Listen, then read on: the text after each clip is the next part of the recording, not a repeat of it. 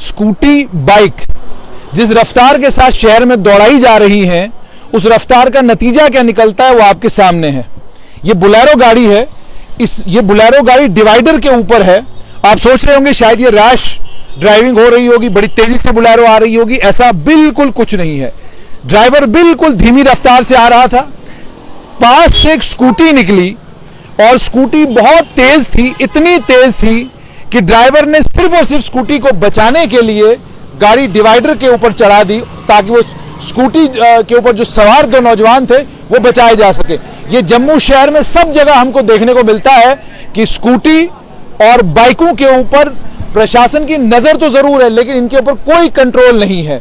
अब लगभग पिछले 2.5 घंटे से मेरे साथ चौधरी साहब हैं। चौधरी साहब, सबसे पहले मुझे नाम बताइए। मेरा नाम चौधरी जहीर है। जहीर साहब, मुझे ये बताइएगा कि आपकी गाड़ी डिवाइडर के ऊपर जनाब लगभग कोई 6:30 बजे का टाइम था, तो उस वक्त कुछ नौजवान, मेरे हिसाब से वो नाबालिग थे, तो उनके पास लाइसेंस भी नहीं होगा।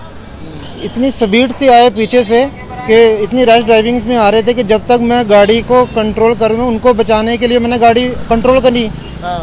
जब वो गाड़ी डिवाइडर पे चढ़ गई, इन बिटवीन क्या होता है कि मैं जैसे तब तक गाड़ी से नीचे उतरता हूँ तो वो लोग भाग जाते हैं, फरार हो जाते हैं। स्पीड क्या रही होगी स्कूटी की? स्कूटी की स्पीड लगभग एक्सेस ही रही होगी, 60-80 प्लस होगी। अच्छा। हाँ, क्योंकि 40-50 इन बिटवीन 40-50 पे मैं चल रहा था। हाँ। तो मेरे से एक्सेस ही थी उनकी। अच्छा। हाँ, तो आपके माध्यम से मैं ये सरकार की इस तरफ तवज्जो मरकूज करवाना चाहता हूँ कि कहीं ना कहीं नाबालिग बच्चों को जो माँ बाप इस किस्म की छूट देते हैं या गाड़ियाँ लेके देते हैं, उससे समाज में कहीं ना कहीं जो क्या हम कह सकते हैं कि जुर्म की हद तक वो पहुंच जा रहे हैं। अगर मैं अपने आप को गाड़ी डिवाइडर पे नहीं चढ़ाता, हाँ। तो वो हिट हो जाते हैं, तो फिर मैं मुजरिम था। हाँ। क्योंकि उनकी निगाहों में मैं मुजरिम था। और उसके बाद उनके माँ बाप ने ये कहना था जी आपने गाड़ी ठीक तरीके से नहीं चलाई, गलती है आपकी। बिल्कुल यही बात कहना चाहता था कि भाई वो कहीं ना कहीं वो माँ बाप इसलिए समाज में मुजरिमों को पैदा करने की कोशिश कर रहे हैं। अगर मैंने गाड़ी डिवाइडर पे नहीं चढ़ाई होती, मेरा खुदा गवाह है कि वो आज माँ बाप जिसका वो बच्चा था उसको लंबी उम्र दे, लेकिन कहीं ना कहीं वो आज हालात कुछ और होते। अच्छा, मुझे आप एक चीज और बताइएगा कि जैसे आपने कहा कि वो दिन के टाइम में आप बाकी जगहों पर भी गाड़ी चलाते हुए शहर में जो बाइक और स्कूटी वाले जिस रफ्तार पे गाड़ी चलाते हैं, क्या लगता है आपको कि क्या वो मौत को दावत नहीं देते और बाद में जब हादसे हो जाते हैं तो माँ बाप अक्सर इल्जाम लगाते हैं कि जी गाड़ी वाला मार के चला गया, कार वाला मार के चला गया, बोलेरो वाला मार के चला गया, हमारे बच्चे तो बड़े ठीक ठाक हैं। बिल्कुल, इस बात मैं आपकी बात से इत्तिफाक रखता हूँ कि ये हकीकत है जम्मू शहर की, और जम्मू शहर की एडमिनिस्ट्रेशन को भी इस तरफ तवज्जो देनी चाहिए।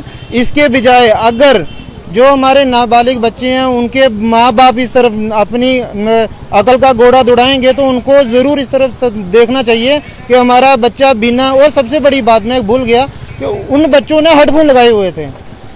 अच्छा, हेडफोन देख लिया आपने? हेडफोन लगा के चल रहे थे वो जनाब। अब इतना बड़ा उसने सर से यहाँ से लेके वहां तक पहन के रखा, वो सामने दिख रहा है। अच्छा, कि वो जिस स्पीड से क्या चल रहे हैं मार्केट में।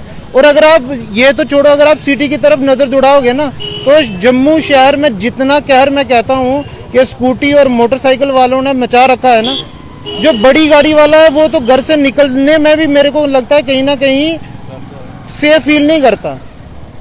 यानी आप मानते हैं कि हादसों को दावत दे रहे हैं? ट्रैफिक पुलिस विभाग के सीनियर अधिकारी अगर आपको देख रहे होंगे तो क्या कहेंगे? मैं उनसे ये कहना चाहता हूँ कि जो इस किस्म की नाबालिग बच्चे जो सड़कों पे बिना किसी डर के, बिना किसी हेलमेट के, बिना किसी कानून की जो लापरवाही से चल रहे हैं, उनकी तरफ उनको तवज्जो देनी चाहिए और उन पर लगाम लगानी चाहिए।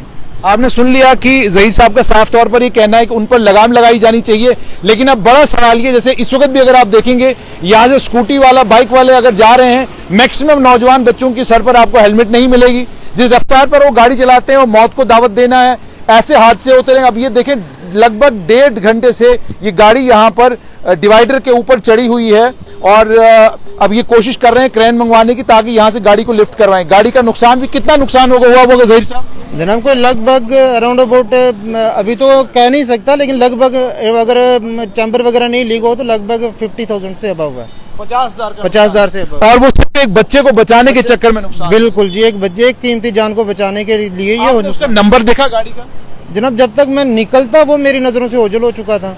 अच्छा, हेलमेट कोई नहीं थी और सर पे हेलमेट नहीं थी उसके पास, हेडफोन लगाया हुआ। हेडफोन लगाए हुए थे। ये देखो ये आप देखिए, ये सामने आप देख सकते हैं कि क्या हाल है। ये देख सकते हैं आप, वो आगे बच्चे हैं, दो स्कूटी के ऊपर सवार हैं और ये आलम है, ये हालत है। ट्रैफिक पुलिस विभाग से विनम्र विनती और आग्रह कि नौजवान बच्चों के ऊपर नजर दौड़ाए और ये भी देखें कि कितने ऐसे बच्चे हैं जो स्कूटियां, बाइक और बिना लाइसेंस के, और सिर्फ लाइसेंस के बगैर नहीं बल्कि कई ऐसे हैं जो अंडर एज हैं और गाड़ियां चला रहे हैं। पिछले दिनों बाज़ाब्ता कोर्ट ने चालान भी किया था और एक बाप को सजा भी दी थी। सजा इसी बात के लिए दी थी कि आपके बच्चे की उम्र गाड़ी चलाने वाली नहीं है, लेकिन आपने इसको गाड़ी चलाने के लिए दी है तो ये जुर्म है। उस जुर्म की पादाश में सजा भी मिली थी। अब आप देख सकते हैं कि ये इस वक्त की सूरत हाल है और ये बड़ी सेंसिटिव जगह है जिस जगह पर ये गाड़ी डिवाइडर के ऊपर चढ़ी हुई है। उम्मीद और तवक्का ये कि ट्रैफिक पुलिस इस मामले का संज्ञान लेगी और इंश्योर करेगी कि इन नौजवानों को जो गाड़ियां, बाइकें तेजी के साथ चलाते हैं, मौत को दावत देते हैं, उनके ऊपर लगाम लगाने की कोशिश करेगी।